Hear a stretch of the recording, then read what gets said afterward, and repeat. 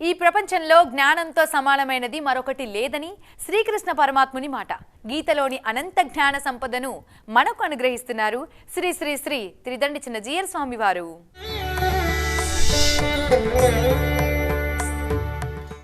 ఆపదామపహర్తారం దాతారం సర్వసంపదాం లోకాభిరామం శ్రీరామం భూయో భూయో నమామ్యహం. జయ శ్రీమన్నారాయణ. ప్రియ భగవద్బంధులారా, మానవ జన్మ దేనికోసం లభించింది? శాస్త్రాల్లో దుర్లభో మానుషో దేహ దేహినాం, ఈ శరీరధారులు ఎన్నో రకాల ప్రాణులు ఉన్నాయి. జంతువులు ఉన్నాయి, పక్షులు ఉన్నాయి, కీటకాలు ఉన్నాయి, క్రిములు ఉన్నాయి, ఎన్నో రకాల ప్రాణులు ఉన్నాయి. దాని గురించి సుమారు 84 లక్షల జీవరాశులు అని చెప్తారు కదా. ఇన్ని జీవరాశుల్లో కూడా మానవ జన్మ లభించడం అనేటటువంటిది చాలా దుర్లభమైనటువంటి ఒక వరము. మనందరికీ అది లభించింది. మనందరికీ దేహి అని పేరు, అంటే దేహధారులు అని పేరు అన్నమాట. ఇది ఎంతకాలం ఉంటుంది అనేది ఎవరు ఇదమిత్తంగా చెప్పలేరు. ఎందుకంటే ఒక్కొక్కసారి దృఢంగా ఉన్నాడంటే మంచిగా ఉన్నాడు అనుకున్నవాడు కూడా హఠాత్తుగా పోవచ్చు. లేదు వీడు ఇంకా పోతాడండి, ఏమైనా సరే ఏం చేసినా లాభం లేదనుకున్నవాడు కొన్ని ఏళ్ల పాటు అలాగా గడిపేయను వచ్చు కూడా. ఎందుకు అట్లాగా అనేది ఎవడికి తెలియదు. ఈ మానవ శరీరం అనేది ఉంటూ ఉండే సమయంలో మనిషి అనేటటువంటి ఈ ప్రాణి చేయదగినటువంటి పని ఏది? సంపాదించడం, తినడం, తిరగడం, సంతానాన్ని కనడం, భయపడడం, నిద్రపోవడం, ఇలాంటివి అన్ని ప్రాణులు చేస్తాయి. మనిషికి ప్రత్యేకత ఏమిటి? మానవుడైనందుకు ఈ జీవుడు సాధించాల్సినటువంటి ఒక ప్రత్యేకమైనటువంటిది ఏదైనా ఒకటంటూ ఉందా? ఉంది అనే మనకి మహానుభావులైనటువంటి తాత్విక జ్ఞానం కలిగిన ఋషులందరూ కూడా చెప్పారు. వేదాలు చెప్పాయి, ఉపనిషత్తులు చెప్పాయి. మన మిగతా వాంగ్మయం అంతా కూడా ఈ మానవ శరీరం లభించినందుకు మనం చేయాల్సినటువంటి కార్యం పురుషోత్తమ ప్రాప్తి, భగవంతుణ్ణి లభించుట. దాని గురించి మనకి స్పష్టంగా చెప్పేటటువంటి గ్రంథాలని వేదాంత గ్రంథాలు అని అంటారు మన వాళ్ళు. వేదం అంటే తెలివి, తెలియుట కూడాను. మనకి ఏదైతే తెలియని విషయాల్ని తెలియచేస్తుందో అలాంటి దాన్ని వేదము అని అంటారు. అలా తెలియచేయడానికి ఏర్పడ్డటువంటి ఉపదేశాలకే వేదాలు అని పేరు. ఆ ఉపదేశాల్లో తాత్పర్య ఉపదేశం ఏదో దాని పేరు వేదాంతము అని అంటారు. అది కూడా మనకి శాసించేదే. అయితే ఈ వేదాంతాలన్నీ ఏం చెబుతున్నాయి? మనందరినీ కూడా నడిపించేటటువంటి ఒక తత్వం ఉన్నది అని చెప్తుంది. ఆ తత్వానికి నారాయణ తత్వం, పరం బ్రహ్మ తత్వం. నారాయణ పరం బ్రహ్మ గీతాశాస్త్రే సమీరిత అని మనం గతంలో అనుకున్నాం. యమునాచార్య స్వామి చెప్పినటువంటి గీతార్థ సంగ్రహంలో పరబ్రహ్మ తత్వము ఏది? చాలామందికి ఇందులో సందేహాలు ఉన్నాయి. కొంతమంది పురుషుడు పరబ్రహ్మ అంటారు, కొంతమంది స్త్రీ పరబ్రహ్మ అంటారు, మరి ఇంకా కొంతమంది ఏదో రకరకాలుగా చెప్తుంటారేమో. కానీ మనకి ఈ వేదాంత శాస్త్రం అనేటువంటిది అలాంటి సంశయాలేవి రాకుండా ఉండేటట్లుగా ఆ పరబ్రహ్మ అనేటటువంటిది ఎలా ఉంటుంది అంటే దానికి ఏ రకమైనటువంటి హద్దులు ఉండవు, ఏ రకమైనటువంటి దోషములు ఉండవు, ఏ రకమైనటువంటి సీమితమయ్యేటటువంటి స్వభావములు ఉండవు. అందులో అద్భుతమైనటువంటి కళ్యాణ గుణములు ఉంటాయి.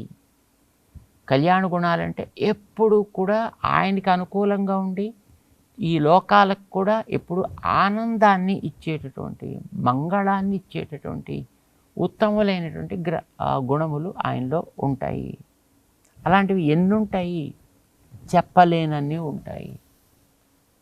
అసంఖ్యేయ కళ్యాణ గుణ గణ ఓఘ మహా అర్ణవ అని అంటారు. మన గుణముల యొక్క గణములు అంటే ఒక గుణం కాదు, 2 గుణాలు కాదు, గుణముల యొక్క గణములు, కొన్ని గుణాలు కలిస్తే ఒక గణం.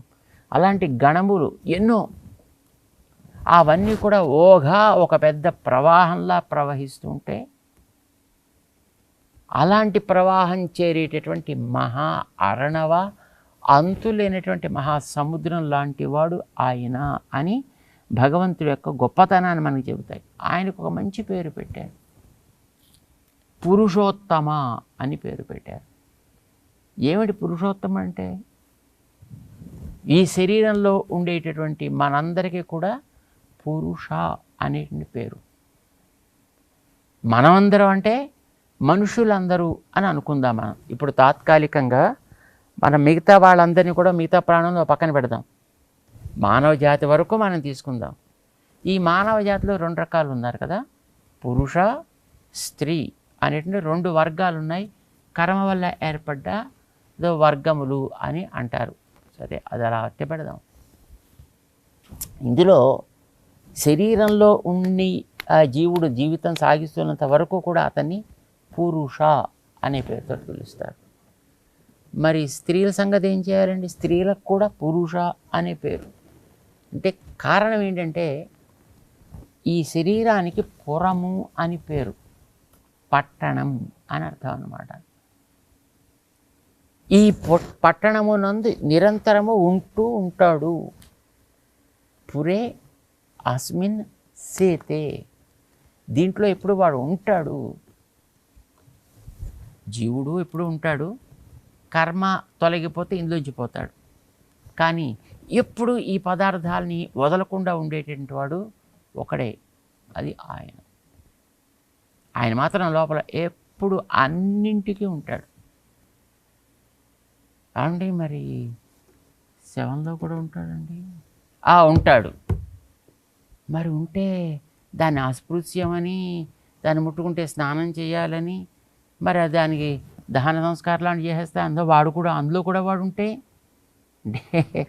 ఆయన లేనిదే వస్తుత్వం అనేది ఉండదు దేనికిని. అది శవం కావచ్చు, మరొకటి కావచ్చు, ఆయన లేకపోతే అసలు వస్తుత్వమే ఉండదు దానికి.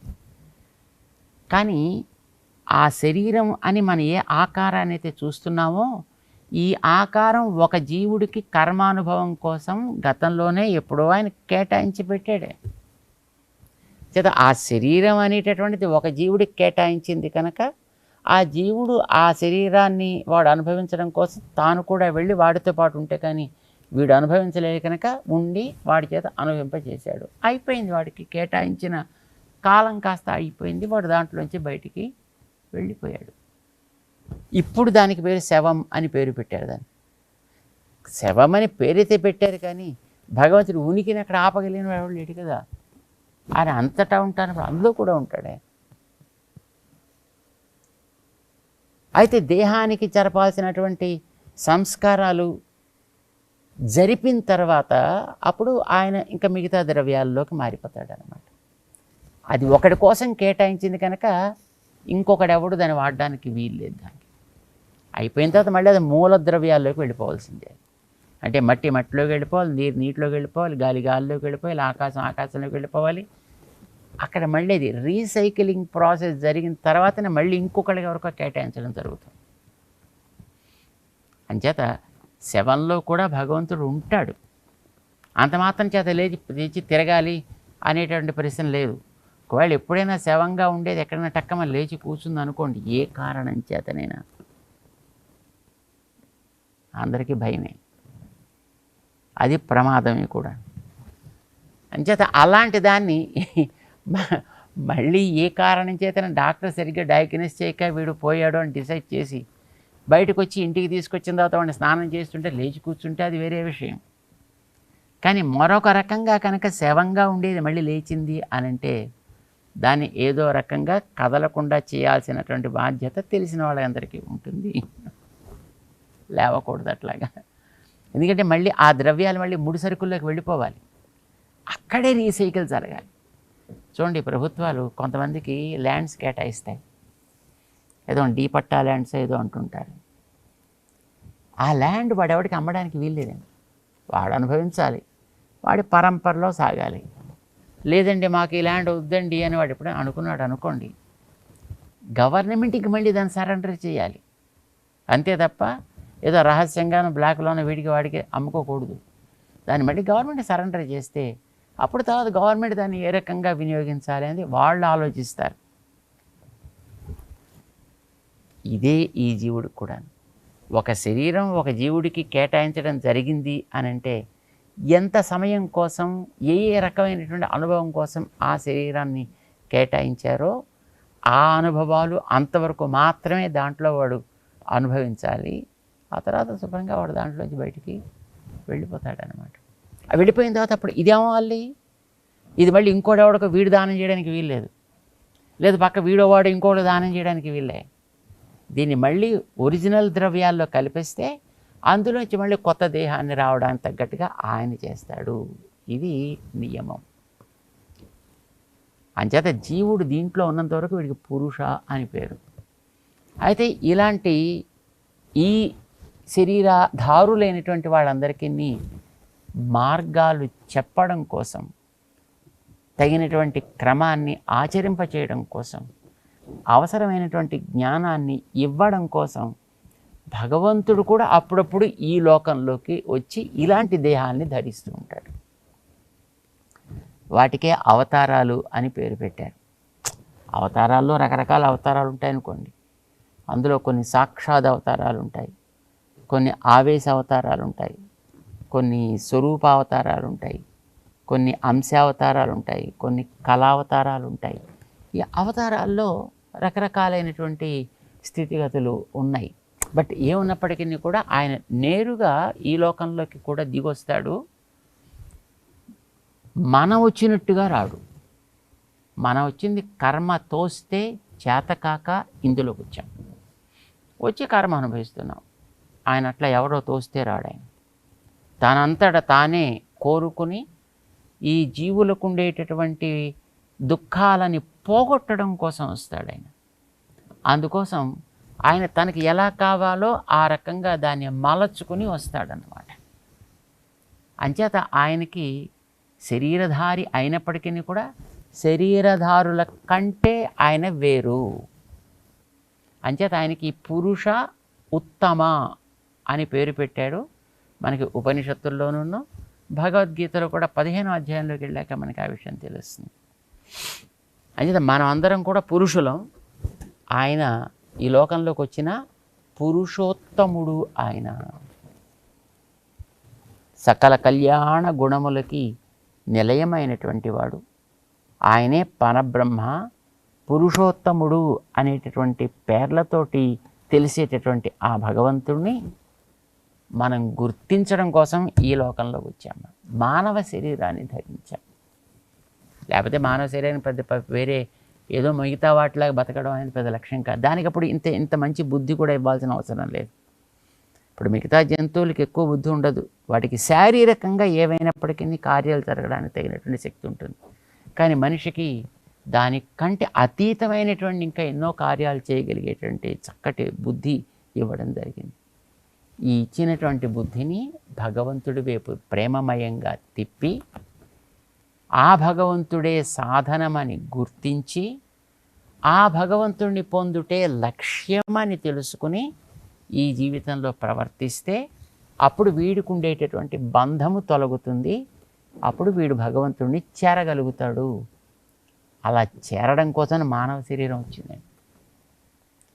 దానికి మన వాళ్ళు ఒక పేరు పెట్టుకున్నారు, మోక్షము అని పేరు పెట్టుకున్నారు. మోక్షం అంటే కర్మబంధం నుంచి విడివడుట అని అర్థం. అలా విడివడ్డానికి మనకి ఏదో ఒక సాధనం కావాలి. ఆ సాధనానికే భక్తి అని పేరు పెట్టారనమాట. ఇది మనకి ఉపాయం అయితే అంటే అదొక సాధనం అయితే దానివల్ల కర్మబంధం తొలగి దేహపు స్థితి పట్టు మన మీద లేకుండా భగవంతుడిని మనం హాయిగా చేరడానికి అవకాశం ఉంటుందని చెప్పడం సకల శాస్త్రాలకి తాత్పర్యం. అసలు వైదిక వాంగ్మయం అంతా కూడా దాన్ని మనకి తెలియజేయడం కోసం వచ్చింది. దాన్ని మనకి భగవద్గీత సులభంగా అందిస్తోంది. అది ఎట్లా చెబుతోందో మనం తెలుసుకుంటూ 3వ అధ్యాయంలోకి మనం ప్రవేశిద్దామని. వందే గురు పరంపరాం. జయ శ్రీమన్నారాయణ. పరమాత్మ తత్వాన్ని అనుగ్రహించిన గీతకు ప్రణమిల్లుతూ రేపటి దేవరాగంలో మళ్ళీ కలుద్దాం. అంతవరకు చూస్తూనే ఉండండి టీవీ9.